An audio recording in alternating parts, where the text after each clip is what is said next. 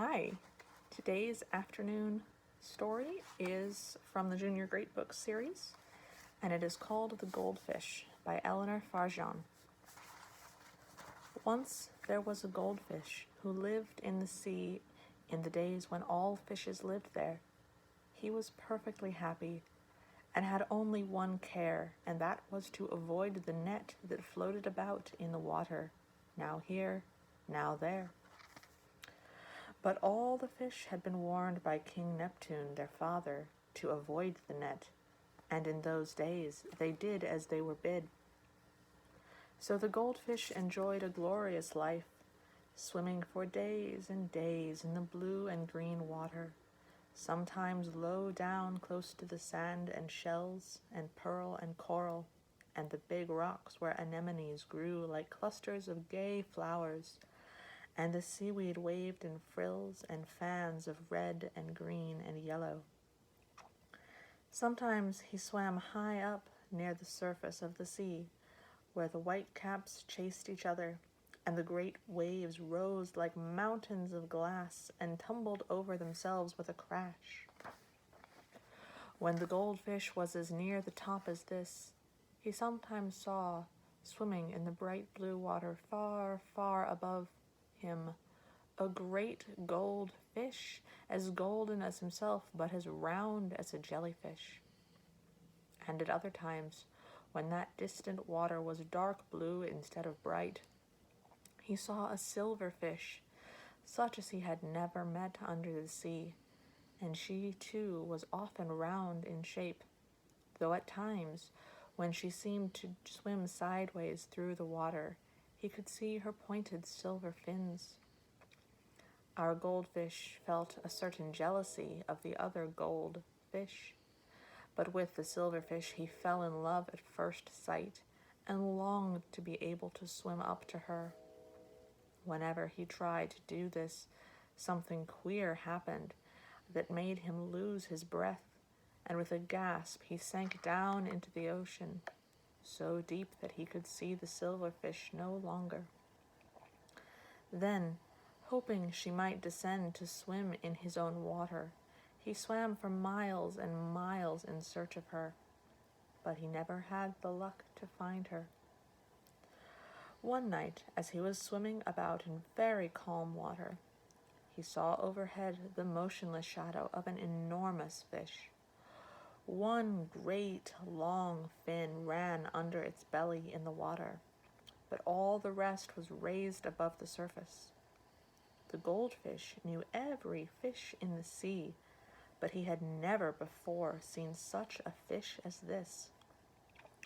It was bigger than the whale, and as black as the ink of the octopus.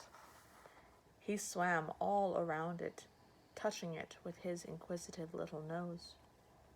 At last he asked, "What sort of fish are you?" The big black shadow laughed. "I am not a fish at all. I am a ship." "What are you doing here if you are not a fish?" "Just at present I am doing nothing, for I am becalmed. But when the wind blows, I shall go on sailing around the world." "What is the world?"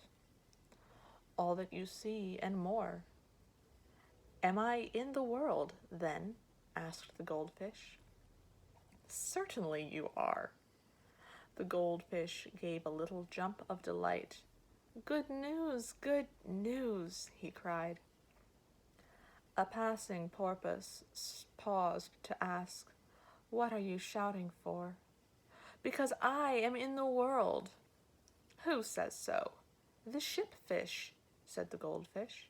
"Pooh," said the porpoise. "Let him prove it," and passed on. The goldfish stopped jumping, because his joy had been damped by doubt. "How can the world be more than I can see?" he asked the ship. "If I am really in the world, I ought to be able to see it all, or how can I be sure?" "You must take my word for it," said the ship. "A tiny fellow like you can never hope to see more than a scrap of the world. The world has a rim you can never see over. The world has foreign lands full of wonders that you can never look upon. The world is as round as an orange, but you will never see how round the world is.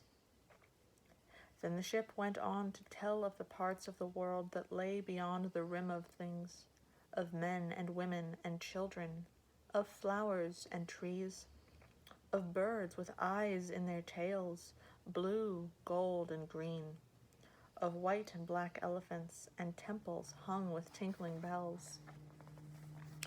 The goldfish wept with longing because he could never see over the rim of things, because he could not see how round the world was, because he could not behold all at once all the wonders that were in the world. How the ship laughed at him.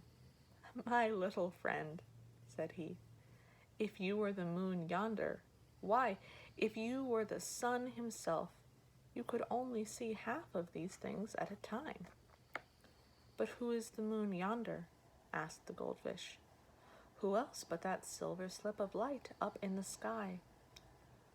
"Is that the sky?" said the goldfish. "I thought it was another sea. And is that the moon?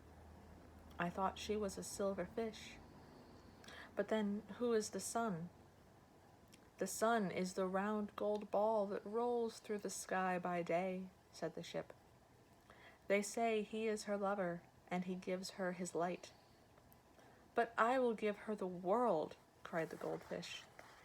He leaped with all his tiny might into the air, but he could not reach the moon, and fell gasping into the sea. There he let himself sink like a little gold stone to the bottom of the ocean, where he lay for a week, weeping his heart out. For the things the ship had told him were more than he could understand, but they swelled him with great longings to possess the silver moon, to be a mightier fish than the sun, to see the whole of the world from top to bottom and from side to side, and all the wonders within and beyond it. Now it happened that King Neptune, who ruled the land under the waves, was strolling through a grove of white and scarlet coral, when he heard a chuckle that was something between a panting and a puffing, and peering through the branches of the coral trees, he beheld a plump porpoise bursting its sleek sides with laughter. Not far off lay the goldfish, swimming in tears. King Neptune, like a good father, preferred to share in all the joys and sorrows of his children. So he stopped to ask the porpoise, "What tickles you so?" "Ho, ho, ho," puffed the porpoise. "I am tickled by the grief of the goldfish there." "Has the goldfish a grief?" asked King Neptune. "He has indeed. For 7 days and 7 nights he has wept because, because he cannot marry the moon, surpass the sun, and possess the world." "And you," said King Neptune, "have you never wept for these things?" "Not I," puffed the porpoise. "What? Weep for the sun and the moon that are nothing but 2 blobs in the distance? Weep for the world that no one can behold? No, father. When my dinner is in the distance, I'll weep for that. And when I see death coming, I'll weep for that. But for the rest, I say pooh." "Well, it takes all sorts of fish to make a sea," said King Neptune. And stooping down, he picked up the goldfish and admonished it with his finger. Come, child," he said. "Tears may be the beginning, but they should not be the end of things. Tears will get you nowhere.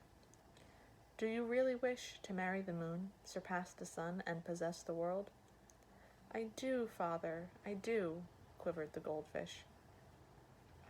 "Then, since there is no help for it, you must get caught in the net. Do you see it floating yonder in the water? Are you afraid of it?" "Not if it will bring me all I long for," said the goldfish bravely. "Risk all, and you will get your desires," promised King Neptune. He let the goldfish dart through his fingers, and saw him swim boldly to the net, which was waiting to catch what it could. As the meshes closed upon him, King Neptune stretched out his hand and slipped a second fish inside it, and then, stroking his green beard, he continued his stroll among his big and little children. And what happened to the goldfish? He was drawn up into the fisherman's boat that lay in wait above the net, and in that same cast a silverfish was taken, a lovely creature with a round body and silky fins like the films of moonlit cloud. "There's a pretty pair," thought the fisherman, and he carried them home to please his little daughter. And to make her pleasure more complete, he first bought a globe of glass and sprinkled sand and shells and tiny pebbles at the bottom, and set among them a sprig of coral and a strand of seaweed. Then he filled the globe with water, dropped in the gold and silver fishes, and put the little glass world on a table in his cottage window. The goldfish, dazed with joy, swam towards the silverfish, crying, "You are the moon come out of the sky. Oh, see how round the world is." And he looked through one side of the globe and saw flowers and trees in the garden. And he looked through another side of the globe and saw on the mantelpiece black and white elephants of ebony and ivory that the fisherman had brought from foreign parts.